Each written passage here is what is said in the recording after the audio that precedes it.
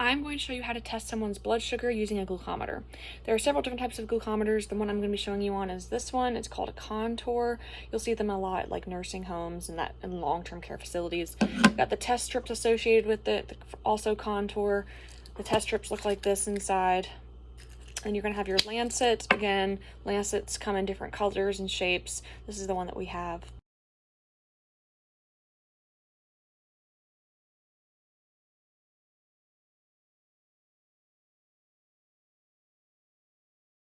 You're going to need alcohol, some gauze, and also maybe a cotton ball and a Band-Aid. So first what you're going to do is pick a finger, and you're going to cleanse it using alcohol swab. You're going to cleanse it really good. Then you're going to wait for the alcohol to dry. Don't blow on it to make it dry faster, because then you just contaminated it when the whole point was to clean out the alcohol. So then once it's dry, you're going to take your strips, you're going to insert it into the machine. So there's two sides to the strip. There's the strip that has like the gray part, and there's the part that has the little hole right there for where the blood's going to go. So you're going to insert it in this way so that the part that soaks up the blood is on the outside. And you'll notice that inserting the strip turns it on, and it's waiting for you to put the blood in. That's what that symbol means. It's waiting to soak up the blood.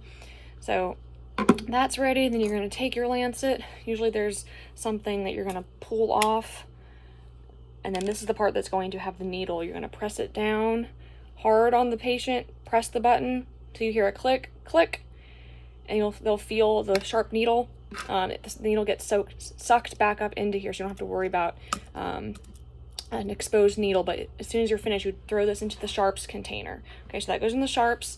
Now you're going to take your gauze and wipe away the first bit of blood, right? Because it's going to be mixed in with the alcohol, and we don't want it to read incorrectly, because if the blood is mixed with the alcohol, the blood sugar won't be accurate.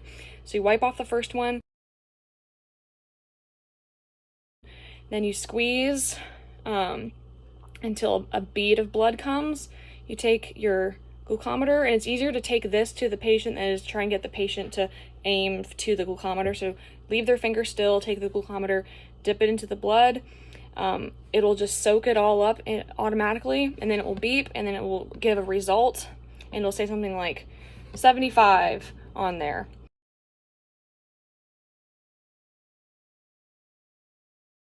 That will be what the blood sugar is. We know that a normal blood sugar is 60 to 100. If they just ate, it's probably going to be higher. If they're diabetic, it's going to be higher. And you would just make sure to document what the blood sugar was, so they can get insulin if necessary. And that's how you do a blood sugar test.